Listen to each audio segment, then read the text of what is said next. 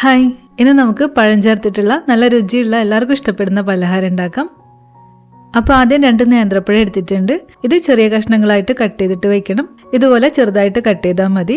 ഇനി ഒരു പാനിലേക്ക് 1 ടേബിൾ സ്പൂൺ നെയ്യ് ചേർത്ത് കൊടുക്കാം. ഈ നെയ്യ് ചൂടാകുമ്പോൾ കുറച്ച് അണ്ടിപ്പരിപ്പ് ചേർത്തിട്ട് വറുത്തെടുക്കണം.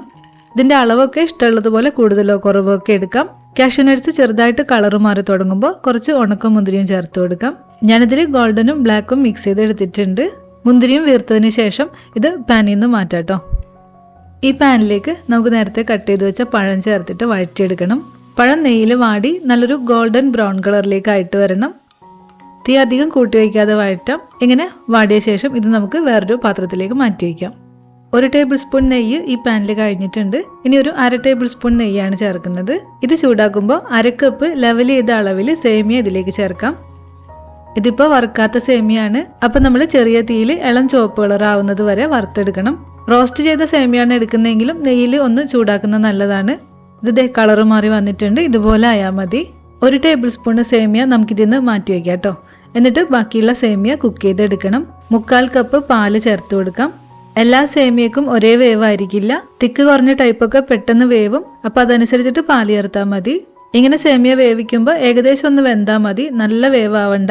കുറച്ച് കഴിഞ്ഞിട്ട് ഇതൊന്നുകൂടെ കുക്കാവാനുള്ളതാണ്. പാല് തിളച്ച് വരുമ്പോൾ സേമിയയിൽ പിടിക്കാൻ വേണ്ടിയിട്ട് ഒരല്പം പഞ്ചസാര ചേർക്കാം.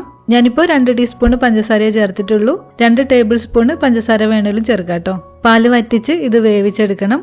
ഇപ്പോൾ പാകത്തിനൊരു വേവായിട്ടുണ്ട്. ഫ്ലെയിം ഓഫ് ചെയ്തിട്ട് മാറ്റി വയ്ക്കാം.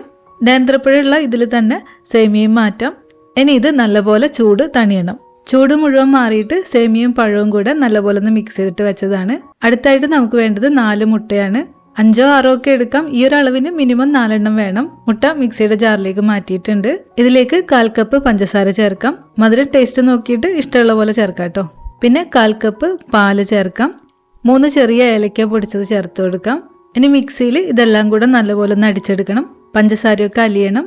സേമിയയും പഴവും ഈ മുട്ടയിൽ മിക്സ് ചെയ്യാനുള്ളതാണ്. മുട്ട ചേർക്കുമ്പോൾ സേമിയയുടെ കൂട്ടിന് ഒട്ടും ചൂടുണ്ടാവരുത്. എന്നിട്ടേ ചേർക്കാവൂ. നല്ലപോലെ യോജിപ്പിച്ചെടുക്കാം. കുറച്ച് വറുത്ത അണ്ടിപ്പരിപ്പും മുന്തിരിയും ഇതിൽ ചേർത്തിട്ടുണ്ട്. അപ്പോൾ എല്ലാം മിക്സ് ആയിട്ടുണ്ട്. ഇനി നമുക്കിത് ഉണ്ടാക്കാനുള്ള പാനിൽ അല്പം നെയ്യ് തടവി വയ്ക്കാം. എന്നിട്ട് ഈ കൂട്ട് അതിലേക്ക് ഒഴിച്ചു കൊടുക്കാം.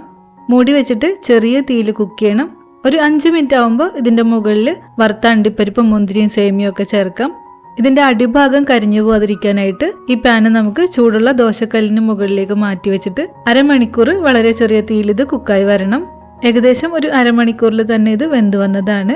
സേമിയ ചേർക്കാതെ വെറുതെ കായ്പോള ഉണ്ടാക്കിയാലും നല്ല ടേസ്റ്റാണ് കേട്ടോ. സേമിയ പോള ആകുമ്പോൾ കുറച്ചുകൂടെ കഴിക്കാനും ഉണ്ടാവും, നല്ല ടേസ്റ്റുമാണ്. അപ്പോൾ വീട്ടിൽ ട്രൈ ചെയ്ത് നോക്കണം. മറ്റൊരു റെസിപ്പി ആയിട്ട് നമുക്ക് വീണ്ടും കാണാം.